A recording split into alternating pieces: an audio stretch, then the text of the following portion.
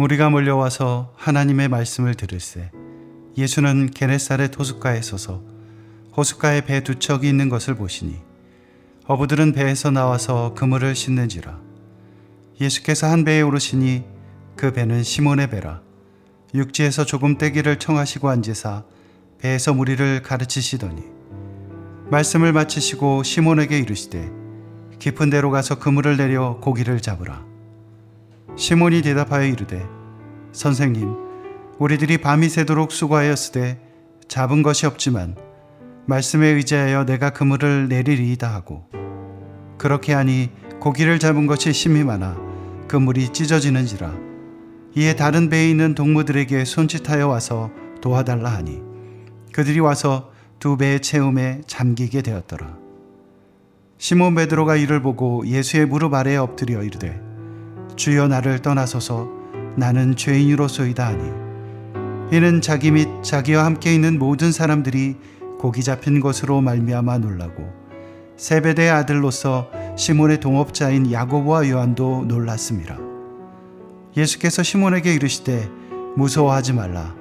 이제후로는 내가 사람을 취하리라 하시니 그들이 배들을 육지에 대고 모든 것을 버려두고 예수를 따르니라.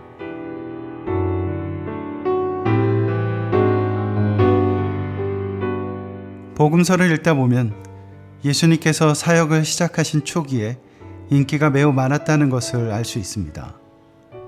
예수님은 귀신 들린 사람들에게서 귀신을 쫓아내고 많은 병자를 고치셨습니다.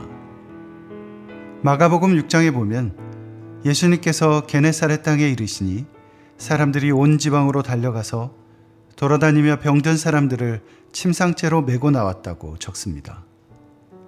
어디를 가시든 사람들이 병든 자를 데리고 나와 예수님의 옷가에라도 손을 대게 하시기를 간절히 구했습니다. 왜냐하면 손을 댄 사람들이 모두 성하게 되었기 때문입니다. 또한 예수님은 가난과 굶주림에 지친 사람들을 불쌍히 여기셨습니다. 한 번은 보리떡 5개와 물고기 2마리로 5,000명이 넘는 사람들을 먹이신 적도 있었습니다. 사람들은 열광합니다. 그 사람들이 예수께서 행하신 이 표적을 보고 말하되 이는 참으로 세상에 오실 그 선지자라 하더라. 그들은 예수님이 분명 오기로 약속된 메시아일 것이라고 생각했습니다. 그래서 억지로 붙들어 예수님을 왕으로 삼으려 합니다. 그런데 사람들이 예수님께 몰려든 것은 단지 그런 이유 때문만은 아니었습니다. 사람들은 예수님의 말씀을 듣기 위해서도 몰려왔습니다. 무리가 몰려와서 하나님의 말씀을 들을새 마태는 사람들이 그분의 말씀을 하나님의 말씀으로 들었다고 적습니다. 예수님 당시에도 성경을 풀어주고 가르치던 서기관들과 랍비들이 많이 있었습니다. 하지만 그들의 말을 하나님의 말씀으로 듣지는 않았습니다. 그런데 예수님의 말씀은 어딘가 달랐습니다. 그분의 말씀에는 남다른 권위가 있었습니다. 예수께서 이 말씀을 마치심에 무리들이 그의 가르치심에 놀라니 이는 그 가르치시는 것이 권위 있는 자와 같고 그들의 서기관들과 같지 아니함일러라. 가난하고 애통하며 박해받는 사람들에게 오히려 복이 있다는 예수님의 말씀은 듣는 사람들의 마음을 흔들었습니다. 그들은 실제로 가난하고 애통하며 박해받는 사람들이었기 때문입니다. 그들은 몰려들었습니다. 몰려들어 자신들에 관한 하나님의 말씀을 들었습니다. 사람들이 얼마나 많았던지 예수님께서는 배에 올라 육지에서 조금 떨어져 말씀을 가르치셔야 했습니다. 이 구절은 말씀의 능력을 잘 경험하지 못하는 현대의 그리스도인들에게는 어색하게 느껴질 수도 있습니다. 하지만 분명 하나님의 말씀에는 능력이 있습니다. 원대에 있는 사람들을 불러앉히고 시간이 가는 줄도 배가 고픈지도 모르게 하는 능력 말입니다. 오늘 본문은 그런 말씀의 능력이 듣는 사람들의 삶을 어떻게 바꾸어가는지 잘 보여줍니다. 먼저 하나님의 말씀은 예배 시간에, 교회에, 강단 위에만 머무는 것이 아니라 우리의 일상 속으로 밀려들어와 삶을 바꾸는 능력이 있습니다.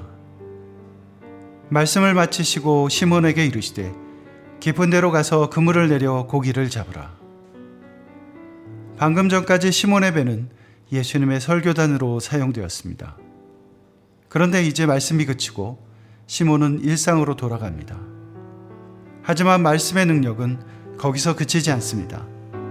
이제 예수님의 말씀은 시몬의 고기 잡는 일, 즉 그의 직업에까지 영향을 미칩니다. 그물을 내려 고기를 잡으라. 적어도 고기 잡는 일만큼은 시몬이 더 전문가입니다. 그런데도 예수님은 시몬을 향해 말씀하십니다. 깊은 데로 가서. 목수였던 예수님께서 어부인 시몬에게 고기 잡는 법을 설명하시는 장면은 어딘가 어색합니다. 하지만 시몬은 그분의 말씀에 순종합니다. 말씀에 의지하여 내가 그물을 내리리이다. 시몬은 그냥 그물을 내린 것이 아닙니다. 말씀을 들었고 그 말씀을 의지했습니다. 그리고 시몬의 그물이 고기로 가득하게 되어 찢어질 정도가 됩니다. 단위에서 선포된 말씀은 마음밭에 심겨져 우리의 삶에 대단히 구체적인 영향을 미칩니다. 우리가 그분의 말씀을 듣고 의지하면 하나님의 말씀은 결코 우리들의 마음속에만 머물지 않습니다. 말씀은 언제나 열매로 자라납니다. 만약 그렇지 못하다면 그것은 우리가 들은 말씀을 빼앗겼거나 말라버렸거나 시들어버렸다는 것을 의미합니다. 말씀의 능력이 사라져버린 것입니다. 그것은 정말 안타까운 일이 아닐 수 없습니다. 하나님의 말씀은 우리 삶의 그물을 감당하기 어려울 만큼 많은 것으로 채울 수 있는 능력이 있기 때문입니다. 말씀의 능력은 우리의 삶에 지대한 영향을 줍니다.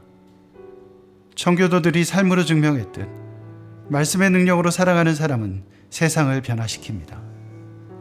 자신의 일을 소명으로 받아들이며 최선을 다해 그 일을 감당하기 때문입니다.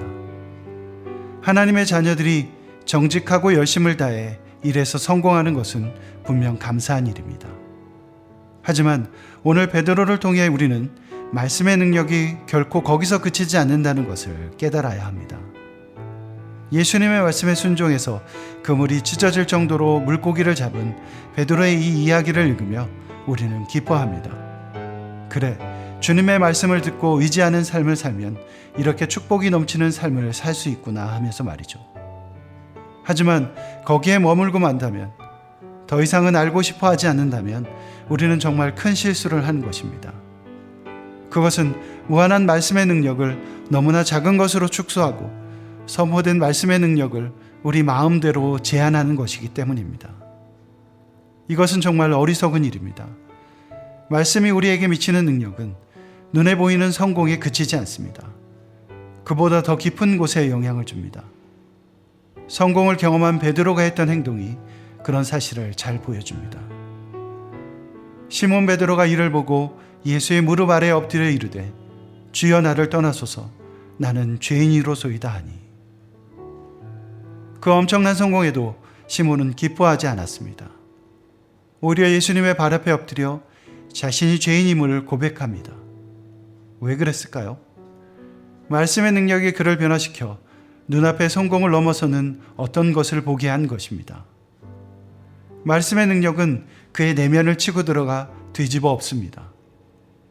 시몬 베드로가 이를 보고 여기서 본 것은 무엇일까요? 그물에 가득한 물고기일까요? 아닙니다. 시몬은 선포된 말씀과 그 말씀을 통한 능력 앞에서 하나님의 거룩하심을 경험한 것입니다. 그리고 그 앞에서 자신이 어떤 존재인지를 본 것입니다. 말씀의 능력은 거룩하신 하나님 앞에 우리를 세웁니다. 그리고 우리 자신이 얼마나 어리석고 부족하며 연약한 존재인지를 깨닫게 합니다. 그리고 시몬의 고백은 우리의 고백이 됩니다. 나는 죄인으로소이다. 시몬의 내면이 변하자 이제 깊은 데로 가서 그물을 내려 고기를 잡으라는 예수님의 말씀은 이렇게 변합니다. 무서워하지 말라. 이제후로는 내가 사람을 취하리라. 말씀의 능력은 우리를 직업적인 성공으로 이끌 수 있습니다. 하지만 분명한 것은 그것이 목적이 아니라는 것입니다. 베드로가 그랬듯이 우리는 말씀의 능력을 통해 더 깊은 인생의 목적을 깨달아야 합니다. 그래야만 나를 따르라는 예수님의 말씀에 진정으로 순종할 수 있고 마침내 사람을 낚는 어부가 될 수 있습니다. 말씀의 능력은 우리의 속사람을 바꾸고 마침내 예수를 따르는 삶을 살게 합니다. 그들이 배들을 육지에 대고 모든 것을 버려두고 예수를 따르니라. 처음부터 시몬과 그의 동료들이 예수님을 따랐던 것이 아닙니다. 물론 예수님의 부르심에는 권능이 있습니다. 세간에 앉아있던 마태는 아무런 설명도 없이 예수님의 부르심에 의해 모든 것을 버리고 그분을 따라 나섭니다. 하지만 시몬은 먼저 예수님의 말씀을 들었습니다. 그리고 그분의 말씀을 의지함으로 하나님 나라를 엿볼 수 있었고 마침내 모든 것을 버리고 예수님을 따라 나설 수 있었던 것입니다.